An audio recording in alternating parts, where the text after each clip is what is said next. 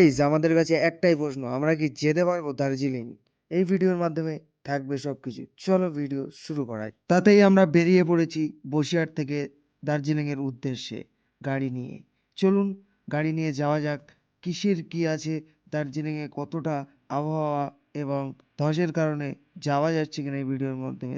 সারা রাত জার্নি করার পরে আমরা অলমোস্ট শিলিগুড়ির কাছাকাছি পৌঁছে গিয়েছি প্রায়। আমরা এখন দাঁড়িয়ে আছি, ঠিক জায়গাটা চেনা নেই, কিন্তু শিলিগুড়ি এখান থেকে 18 কিলোমিটার ডিস্টেন্স আছে। আর ভাই প্রচুর জার্নি করে এসেছি, গাড়ি নিয়ে নিজে ড্রাইভিং করে। এবার আমরা যেতে চলেছি হিলকার্ট রোডে। দেখি দার্জিলিংয়ের অবস্থা কি, তোমরা এই ভিডিওর মাধ্যমে বুঝতে পারবে পুরো। অলমোস্ট আমরা তো বসিরহাট থেকে শিলিগুড়ি পৌঁছে গেছি। তাও আমাদের কাছে একটাই প্রশ্ন, যে আমরা কি দার্জিলিং পৌঁছাতে পারবো এই দুর্যোগের ভেতরে। জানি চারি সাইডে ধসের কারণে মানুষের মনে একটা ভয় ও বিভ্রান্তি শুরু হয়েছে। চলো এই ভিডিওর মাধ্যমে থাকবে, আমরা কি যেতে পারবো দার্জিলিং। আমরা প্রথমে শিলিগুড়ি ঢুকেছিলাম। শিলিগুড়ি থেকে আমরা নিজে গাড়ি ড্রাইভিং করে দার্জিলিংয়ে আসার জন্য প্রস্তুত হয়েছিলাম। তবে এত কিছু ঘোরাঘুরির পরেও আমাদের পিছু ছাড়ছে না, আমরা কি যেতে পারবো দার্জিলিং। আমাদের কাছে এই প্রশ্নটাই বারবার থেকে যাচ্ছে, যা কিনা আমি শিলিগুড়ি থেকে লোকাল লোকেদের জিজ্ঞেস করার পরে অনেক জিনিস বুঝতে পারলাম। লোকাল লোকেদের জিজ্ঞেস করার পরে হামেশাই আমরা যেটা বুঝলাম, তোমরা রিল্যাক্সে দার্জিলিংয়ে যেতে পারবে। সব কিছু চিন্তা ভাবনা করতে করতে আমরা ঠিকই পৌঁছে গিয়েছিলাম দার্জিলিংয়ে।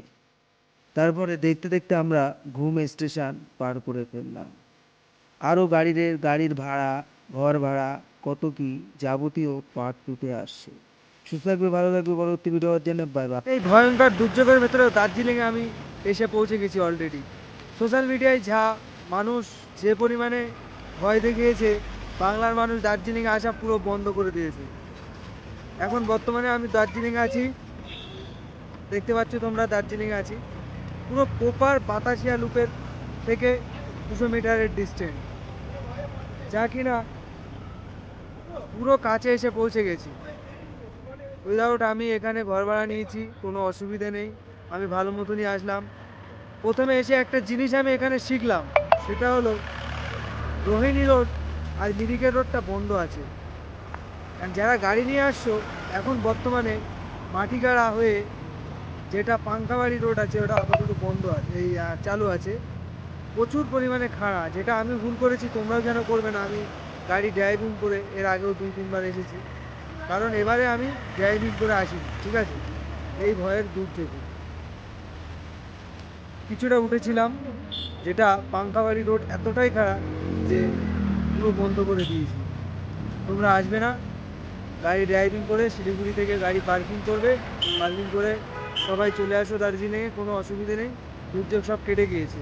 ভিডিওর শেষে একটাই কথা বলে রেখে দেই, তোমরা পার্ট টুতে সব কিছু দার্জিলিংয়ের রুম প্রাইস এবং কার রেন্ট, ফেয়ার সব কিছু জানতে পারবে।